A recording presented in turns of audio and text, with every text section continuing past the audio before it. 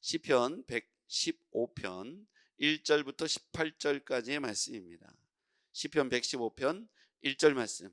여호와여, 영광을 우리에게 돌리지 마옵소서. 우리에게 돌리지 마옵소서. 오직 주는 인자하시고 진실하심으로 주의 이름에만 영광을 돌리소서. 어찌하여 먼 나라가 그들의 하나님이 이제 어디 있느냐 말하게 하오리이까. 오직 우리 하나님은 하늘에 계셔서 원하시는 모든 것을 행하셨나이다. 그들의 우상들은 은과 금이요 사람의 손으로 만든 것이라. 입이 있어도 말하지 못하며, 눈이 있어도 보지 못하며, 귀가 있어도 듣지 못하며, 코가 있어도 냄새를 맡지 못하며, 손이 있어도 만지지 못하며, 발이 있어도 걷지 못하며, 목구멍이 있어도 작은 소리조차 내지 못하느니라. 우상들을 만드는 자들과 그것을 의지하는 자들이 다 그와 같으리로다. 이스라엘아, 여호와를 의지하라. 그는 너희의 도움이시요 너희의 방패시로다. 아론의 집이여, 여호와를 의지하라. 그는 너희의 도움이시요 너희의 방패시로다. 여호와를 경외하는 자들아, 너희는 여호와를 의지하여라. 그는 너희의 도움이시요 너희의 방패시로다. 여호와께서 우리를 생각하사 복을 주시되 이스라엘 집에도 복을 주시고 아론의 집에도 복을 주시며 높은 사람이나 낮은 사람을 막론하고 여호와를 경외하는 자들에게 복을 주시리로다. 여호와께서 너희를 곧 너희와 너희의 자손을 더욱 번창하게 하시기를 원하노라. 너희는 천지를 지으신 여호와께 복을 받는 자로다. 하늘은 여호와의 하늘이라도 땅은 사람에게 주셨도다. 죽은 자들은 여호와를 찬양하지 못하나니 적막한 데로 내려가는 자들은 아무도 찬양하지 못하리로다. 우리는 이제부터 영원까지 여호와를 송축하리로다. 할렐루야. 아멘. 오늘 본문에 우리가 첫 번째 하나님은 어떤 분이신가를 1절부터 3절까지 말씀하고 있어요. 여호와여, 영광을 우리에게 돌리지 마옵소서. 우리에게 돌리지 마옵소서.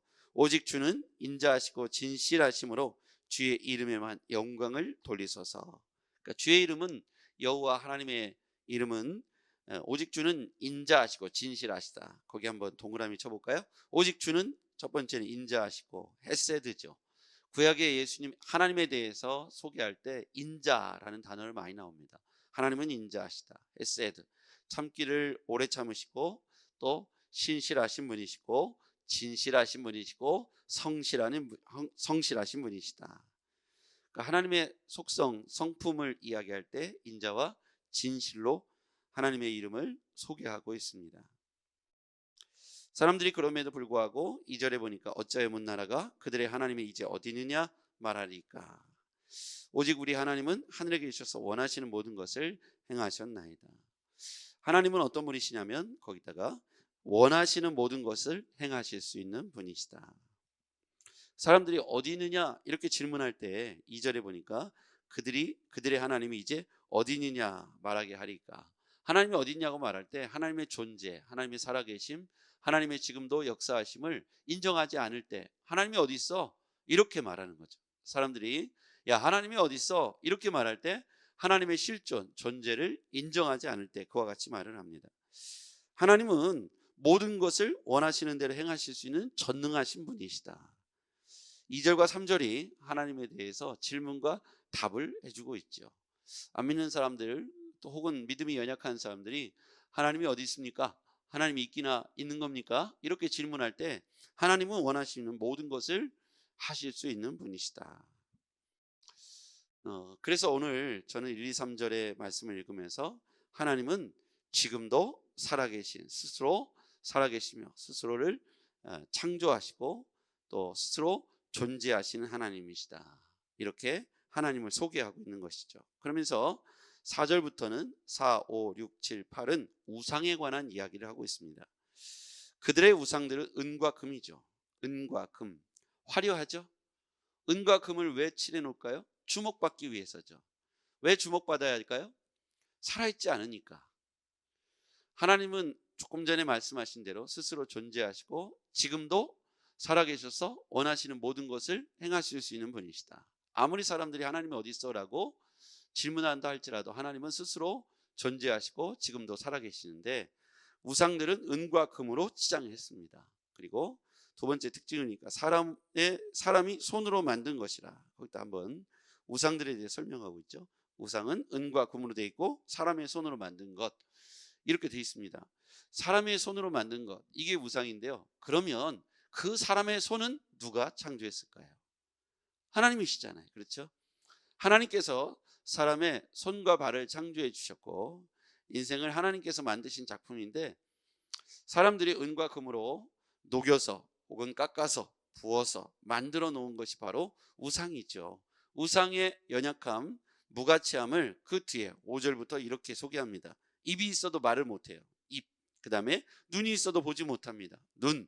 그 다음에 6절 귀가 있어도 듣지 못해요. 귀. 코가 있어도 냄새를 맡지 못해요. 코. 손이 있어도 만지지 못하며 발이 있어도 걷지 못합니다. 목구멍이 있어도 작은 소리자 못 냅니다. 왜 그럴까요? 살아있지 않기 때문이죠. 죽어있기 때문입니다. 만들어놨는데 생명이 없습니다. 그래서 1, 2, 3절과 4, 5, 6, 7, 8절 두 개의 시가 대비되고 있는데, 하나님의 존재는 스스로 원하시는 것을, 모든 것을 할 수 있는 살아계신 전능하신 하나님으로 소개하고 있고요. 이 우상들은요 은과 금으로 만들었어요. 왜 화려하게 만들었냐면 스스로 살아있지 않기 때문에, 주목받을 수 없기 때문에 사람들에게 주목을 받으려고 화려하게 겉을 꾸며놉니다. 생명은 없습니다.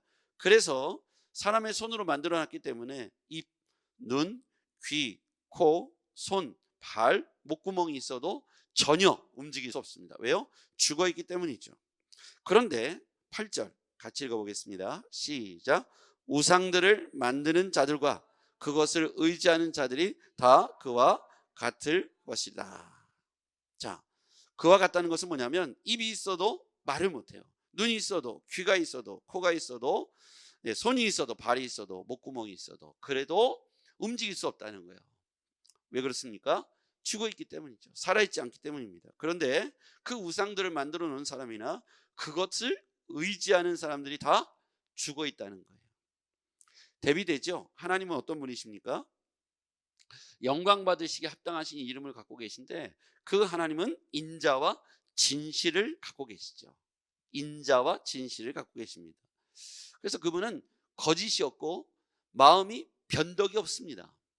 그리고 그분은 늘 성실하시고 늘 일정한 패턴으로 그때로부터 처음 태초의 때부터 지금까지 우리 주변에서 성실하신 분이 바로 전능하신 하나님이시다. 근데 사람들이 말합니다. 하나님이 어디 있어? 이렇게 말할 때 하나님은 하늘에 계셔서 원하시는 것을, 모든 것을 할 수 있는, 지금도 살아계시며 지금도 전능하신 하나님이시다. 그러면서 우상들은 사람이 손으로 만든 것인데 은과 금으로, 왜요? 죽어있으니까 주목받으려고 은과 금을 덧칠해 놓습니다. 겉은 화려하지만 속은 어떻습니까? 입이 있어도 입이 전혀 말을 못합니다. 손이 있어도, 귀가 있어도, 코가 있어도, 발이 있어도, 목구멍이 있어도 아무 생명력이 없습니다. 그런데 사람들은 그것을 만들어 놓고 그것을 의지하죠. 여러분, 하나님의 전능하심을 의지하는 자들과 그리고 무생물인, 아무 능력도 없고 스스로 어떤 것도 해결할 수 없는 은과 금으로 덧발라져 있는 그 우상들, 사람이 손으로 만들어 놓은 그것들을 의지하는 자들, 어떤 것이 가장 복 있는 인생일까? 우리에게 질문하는 것이죠. 그러면서 시편 기자는 이렇게 권면합니다. 9절 같이요. 시작. 이스라엘아, 여호와를 의지하라. 그는 너희의 도움이시요 너희의 방패시로다. 아멘. 그러면서 이렇게 무생물인 코, 눈, 귀 아무리 갖고 있어도 전혀 영향력을 못 미치는 이런 금이나 은으로 만들었지만 죽어있는 이 우상을 의지하는 자들이 얼마나 불쌍합니까? 그래서 이스라엘아, 이것은 여러분과 저를 또 말하기도 하죠. 이스라엘은 하나님의 택한 민족이라면 이제 하나님의 택한 백성, 우리를 향해서 얘들아 여호와를 의지하라. 왜냐하면 그분은 우리의 완벽한 도움이 되시고 방패가 되주실 것이다. 11절 시작. 여호와를 경외하는 자들아, 너희는 여호와를 의지하여라. 그는 너희의 도움이시요 너희의 방패시리로다. 아멘. 자, 우리가 여호와를 의지할 때 12절 시작. 여호와께서 우리를 생각하사 복을 주시되 이스라엘 집에도 복을 주시고 아론의 집에도 복을 주시며 높은 사람이나 낮은 사람을 막론하고 여호와를 경외하는 자들에게 복을 주시리로다. 아멘.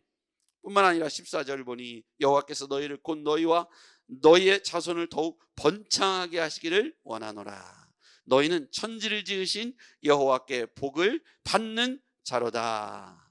아멘. 16절 하늘은 여호와의 하늘이라도 땅은 사람에게 주셨도다. 죽은 자들은 여호와를 찬양하지 못하나니 적막한 데로 내려가는 자들, 음부, 무저갱, 지옥 내려가는 자들은 아무도 찬양하지 못하리로다. 우리는 이제부터 영원까지 여호와를 송축하리로다. 오늘 분명히 인생의 방향을 확실하게 알려주고 있습니다. 자, 하나님은 어떤 분이십니까? 하나님은요, 인자하시고 진실하신 분이세요. 그러면서 사람들이 하나님 어디 있어? 라고 말할 때 하나님은 하늘에서 계시며, 그리고 그가 원하시는 것을 지금도 모든 것을 원하시는 대로 행하실 수 있는 분이십니다. 복과 화가 그분 손에 달려 있습니다. 하나님께서 우리에게 복 주시기를 원하십니다. 하나님은 하늘의 하나님께서 땅에 사는 우리들에게 복 주시기를 원하십니다. 전제가 있습니다. 여호와를 의지하라. 하나님을 경외하는 자들아, 여호와를 의지하라. 그는 너희의 도움, 너희의 방패시리로다. 높은 사람이나 낮은 사람이나 여호와를 경외하는 모든 자들에게 여호와는 복 주시기를 원하신다. 너희와 너희 자손을 더욱 번창하게 하시기를 원하노라.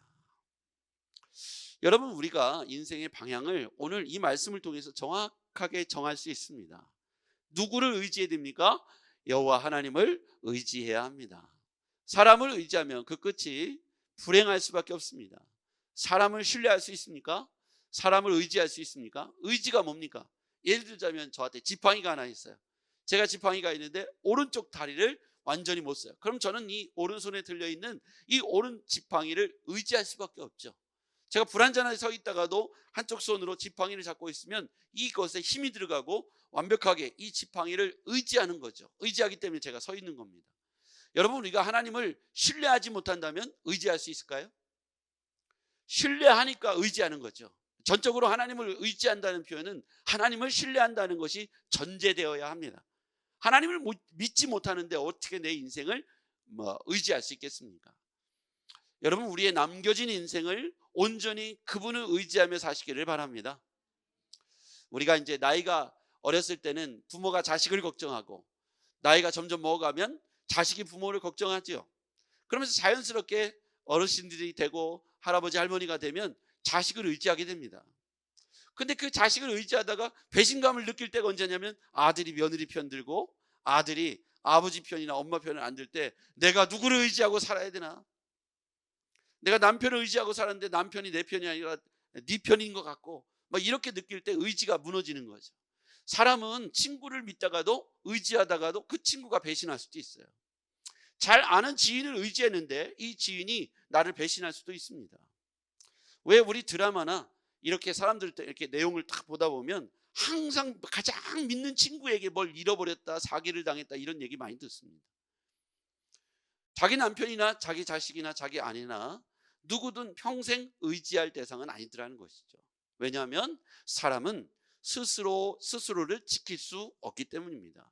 내 마음을 내 스스로 지킬 수 없기 때문에 오늘의 약속이 내일의 영원한 것이 될 수 없더라는 것이죠. 그러면 천지 만물 가운데 동서고금을 막론하고 변함이 없는 것은 무엇일까요? 여러 가지가 있겠죠. 근데 그 여러 가지를 지으신 분이 바로 전능하신 하나님이시다. 태초로부터 지금까지 살아계시며 존재하시고 원하시는 모든 것을 행할 수 있는 인자와 진실하심을 갖고 계신 전능하신 하나님을 의지하는 것이 복인 줄 믿습니다. 그래서 성경은 자신이 모든 걸 누려보고 힘과 권력을 갖고 왔던 시편 기자는 아무리 생각해봐도 인생이 의지할 수 있는 것은 전능하신 하나님이시다. 그분은 변함이 없으시고 인자와 진실함을 갖고 계시더라는 것이죠. 그래서 인생이 가장 안전하고 복을 받는 그 순간은 여호와를 경외하고 그분을 의지하는 것이죠. 여러분, 지금 우리가 나이가 먹고 세상을 살아볼수록 우리는 겸손해질 수밖에 없습니다.